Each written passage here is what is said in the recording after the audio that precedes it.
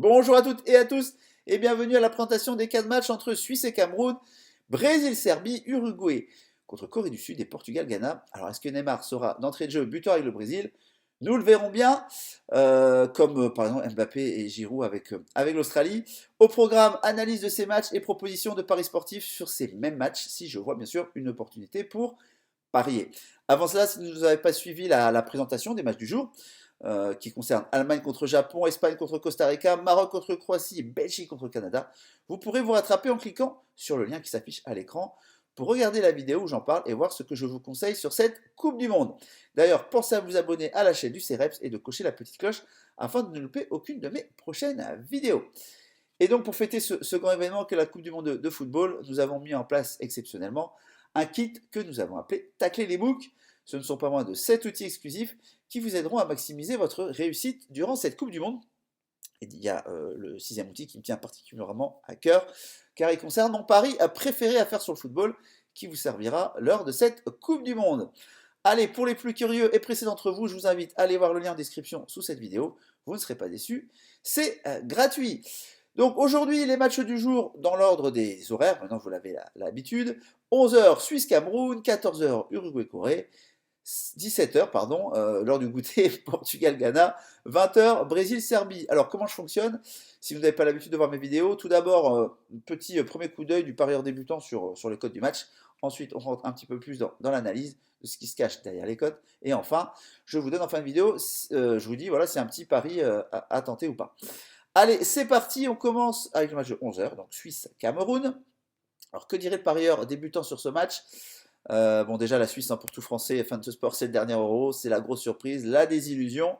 Voilà, merci nos voisins suisses, ils nous ont éliminés. Le Cameroun, pardon, ils sont passés tout proches aussi d'élimination pour venir au Qatar avec un match mémorable contre l'Algérie. Quelque chose de.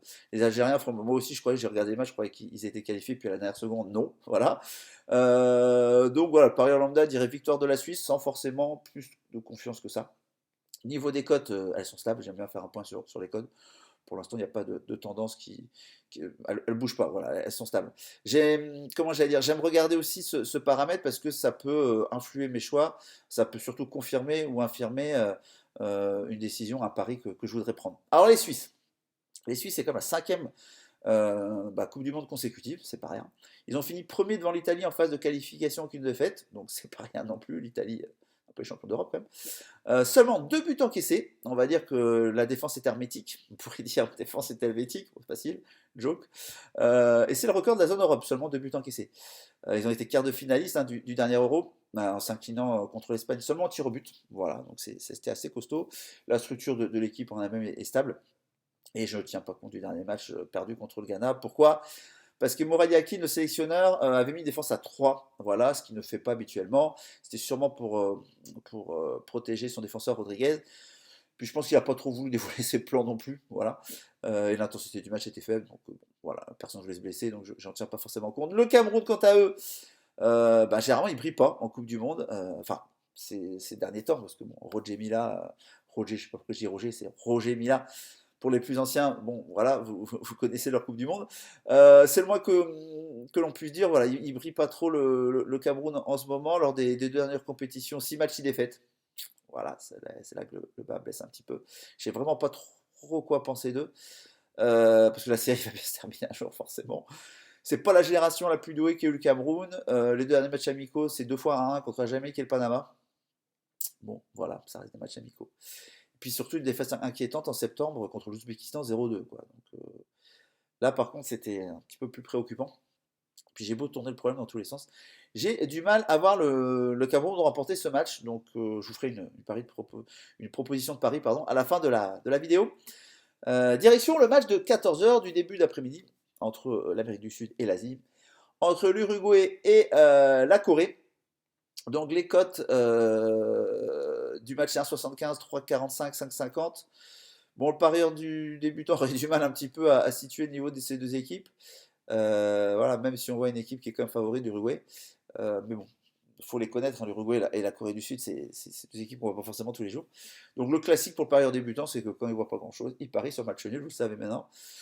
Cote stable, rien de ce côté-là non plus. Alors l'Uruguay, L'Uruguay, ils ont terminé troisième derrière les Argentins et les Brésiliens en phase de qualification AM Sud, Amérique du Sud. C'est la quatrième participation d'affilée, mine de rien. C'est un peu des habitués aussi. Ils passent régulièrement la phase de poule de la Coupe du Monde. C'est un peu un subtil mélange entre ancienne génération et nouvelle génération. Déjà, rien que devant Cavani, Suarez et Nunez. Voilà, c'est toujours très costaud l'Uruguay en Coupe du Monde. Alors il y a une statistique qui me semble intéressante, c'est seulement 2 buts encaissés sur ces 9 derniers matchs de poule de Coupe du Monde. Et lors de ces dernières compétitions sur 4, elle n'a encaissé aucun but. Ça inspire un petit peu le respect en défense, c'est très solide. La Corée du Sud, quant à eux, ben, en Asie, c'est un peu un monstre, voilà, mais je veux dire en Asie, 10e participation consécutive. Alors la question, c'est est-ce que Son sera rétabli à 100%? Il a été opéré au visage, l'attaquant de Tottenham. C'est un pion essentiel normalement pour la Corée du Sud. Alors hormis 2002 où ils ont atteint les demi-finales de leur Coupe du Monde, ils n'ont pas forcément brillé, ils ont passé qu'une fois les poules. Il y a une petite stat intéressante aussi à noter pour eux. Ils ont remporté 3 de leurs 5 précédents matchs d'ouverture en Coupe du Monde.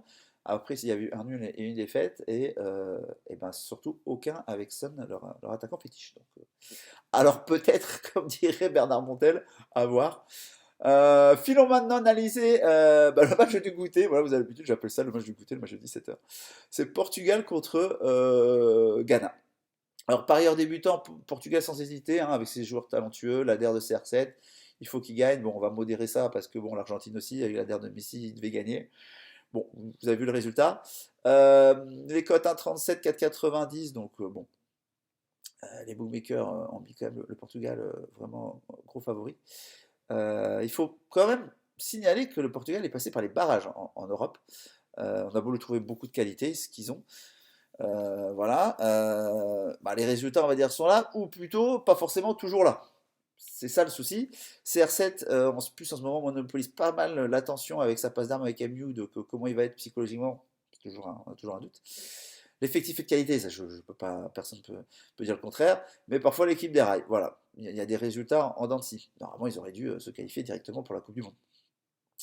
Le Ghana, quant à eux, alors c'est un groupe jeune, voilà, ils sont très vifs, ils auront un avantage. Enfin, je trouve, j'ai l'impression que le climat, alors c'est bête à dire, mais de ce que j'ai vu, voilà, la capacité physique est importante. Quand les Saoudiens qui ont très très bien terminé le match, par exemple, on n'a pas vu de défaillance au niveau physique. Et je me dis que voilà, les pays africains ou asiatiques, est-ce qu'ils ne seraient pas avantagés justement par ce climat, par cette date aussi de Coupe du Monde?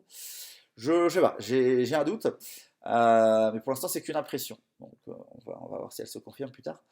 Une stat qui peut être intéressante, mais pour des paris live, c'est que généralement le Portugal à la mi-temps, quand il y a un résultat à la mi-temps, là, les 15 dernières fois, 12 fois sur 15, ça a été le même résultat à la fin du match.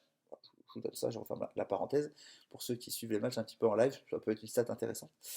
Bon, personnellement, je trouve la cote un peu basse quand même, du Portugal à 1,38. En plus, quand vous voyez en ce moment les matchs de Coupe du Monde, bon, à part deux ovnis que vous avez eu, l'Angleterre et la France, bon, ça a pas mal cartonné. Les restes, c'est toujours assez fermé, je trouve. Et puis voilà, la défaite de l'Argentine, on a refroidi plus d'un, pardon. Comme je dis, il faut observer les premiers matchs, c'est très important, il faut y aller mollo. Il faut se faire une idée des forces en présence. Et là, on s'est fait une idée de pas mal d'entre elles pour l'instant. Je vous le dis, ce match, il n'y a rien qui m'inspire. Voilà, on aura d'autres choses à faire et d'ailleurs sur le prochain match, le dernier match, une 20h, le Brésil-Serbie. Alors, parieur débutant, qu'est-ce qu'il dirait que le Brésil est favori de la Coupe du Monde? Oui, classique, c'est normal et c'est vrai. Une victoire semblerait logique contre les Serbes. Même si connaissant l'ex-Yougoslavie, parce que je suis un petit peu âgé, c'est des joueurs très techniques, n'est-ce pas, monsieur Stochkovic, hein, qui est l'entraîneur de la Serbie en ce moment. C'était un fabuleux joueur pour ceux qui l'ont vu exercer sa profession. Pour moi, voilà, les Serbes peuvent être considérés comme un peu les Brésiliens d'Europe de l'Est. Parce ils faisaient partie de l'ancienne Yougoslavie, qui était déjà à l'époque considérés comme des joueurs très très techniques. Ça, c'était quand j'étais plus jeune, bien sûr. Ceux qui ont moins de 20 ans ne peuvent pas connaître ça. La cote de 1,5 prouve que la victoire du Brésil, il y a un petit peu de méfiance quand même de la part des bookmakers, parce que c'est 1,5, c'est pas du 1,2. La France, c'est 1,28 hein, de mémoire par rapport à l'Australie. Donc, en même temps, comparer la Serbie et l'Australie serait insultant pour les Serbes sans vouloir offenser les Australiens. Voilà, c'est juste un constat de réalité. Donc le Brésil, ce que je les présente, c'est très costaud sur toutes les lignes, gardien, défense. Ils sont favoris de la Coupe du Monde, oui. Neymar a l'air très très en forme sur le dernier match qu'on a eu du PSG. Je pense qu'il est focus là-dessus. Et puis surtout, quand vous avez une stat, imaginez-vous, série en cours, 15 matchs sans défaite en phase de groupe de Coupe du Monde pour les Brésiliens, 12 victoires, 3 nuls. Bon, vous allez me dire, l'Argentine, c'était 35 matchs, là, d'affilée sans défaite. La série s'était terminée contre l'Arabie Saoudite, c'était assez hallucinant. La Serbie, quant à eux, bah, est-ce que ce serait pas la surprise cette Coupe du Monde? Voilà, même si on va dire que l'Arabie Saoudite a pris une bonne avance. Ils sont sortis indemnes de leur groupe de qualification, il faut le rappeler, 6 victoires, 2 nuls. Il y avait le Portugal dans leur poule. Euh, voilà, et il faudra marquer parce que généralement les Serbes, ils encaissent quand même un peu de buts, on va dire. Et ils ont encaissé des buts lors de chacun des 8 matchs de qualification pour la Coupe du Monde, et il n'y a que 2 clean sheets. Voilà, lors des 3 dernières participations à la Coupe du Monde, 2 victoires et 7 défaites. Donc le bilan n'est pas top. Mais je pense qu'ils sont très très difficiles à bouger parce que là, j'estime qu'ils ont un bon groupe très costaud, surtout des lignes aussi. Il y a une autre stat que je peux vous donner. 6 des 7 derniers matchs de la Serbie en Coupe du Monde, pardon, se sont terminés avec un seul but d'écart. Donc voilà, je ne suis pas sûr que le Brésil leur mette 5-0. Euh, Peut-être victoire des Brésiliens, mais pas forcément sur un score fleuve. Alors, quel pari sportif m'inspire? Sur ces 4 matchs, je m'oriente vraiment sur un petit pari combiné sécuritaire en draw not bet, pardon, match nul remboursé. La Suisse en draw no bet à 1,23 multiplié par l'Uruguay en draw no bet à 1,23, ce qui fait une cote à 1,51. Ce qui veut dire que pour perdre ce pari-là, il faut que soit le Ghana ou soit la Corée du Sud gagne. Voilà. Un des deux, et votre pari est perdu. L'Uruguay, c'est très costaud en défense, et j'ai du mal aussi à voir la Suisse perdre ce match contre le Cameroun, parce que la Suisse, c'est aussi un bloc assez costaud. Alors, pas très sexy, mais bon, au moins c'est sécurisé normalement. Et puis, suivant ce que je vous ai dit aussi tout à l'heure, under 2,5 buts sur l'Uruguay contre la Corée, et les deux équipes marqueront, je dis non à 1,56. Pourquoi? Parce que l'Uruguay n'encaisse pas beaucoup de buts en Coupe du Monde. Et les Coréens, avec un Son pas forcément à 100%, est-ce qu'ils vont réussir offensivement à trouver la faille? Pas sûr du tout. Et puis un petit dernier sur la route, une petite idée que j'ai, c'est sur Brésil-Serbie. Parce que quand la Serbie perd, comme je vous l'ai expliqué, c'est souvent assez serré d'un but d'écart, la majorité du temps. Donc là, il y a un petit pari, on ne sait jamais, avec des impondérables au foot. Match nul à 1,50 et remboursé si Brésil gagne sur Paris en web. Bon, je le trouvais assez bien payé ce pari-là. J'ai quand même du mal à voir la Serbie battre le Brésil. Voilà. Même si remake de l'Argentine. Mais bon, je trouve plus costaud le Brésil sur toutes les lignes que l'Argentine, de toute façon. Donc, ouais, match nul à 1,50 remboursé si le Brésil gagne. Voilà pour moi sur ces paris. Allez, bah, c'est à vous de travailler, donnez votre avis sur ces matchs. Quel pari vous allez jouer ou pas, parce que vous avez peut-être décidé de rien jouer pendant ce premier tour. Et vous n'aurez pas forcément tort. Les prochains matchs arrivent et les seconds matchs de poule, on verra peut-être un peu plus clair quand même. Argumenter, n'hésitez pas à argumenter. Vous pouvez avoir une vision différente de la mienne et c'est très bien, ça permet d'avancer. Donc voilà, je ferai plaisir de vous répondre. Petit rappel, vous avez le lien en description sous la vidéo pour obtenir gratuitement le kit spécial événement Coupe du Monde Tacler les books, où vous aurez accès aux 7 outils exclusifs et gratuits développés par moi et le CEREPS. N'hésitez pas à partager la vidéo en plus et à vous abonner à la chaîne du CEREPS. Pour ma part, je vous donne donc rendez-vous demain 16h pour la présentation des premiers seconds matchs de la compétition. Voilà, là on a vu toutes les équipes, ça va être intéressant tout ça. Allez, c'est terminé pour moi pour aujourd'hui, je vous dis à demain. Très bonne journée à tous, bye bye.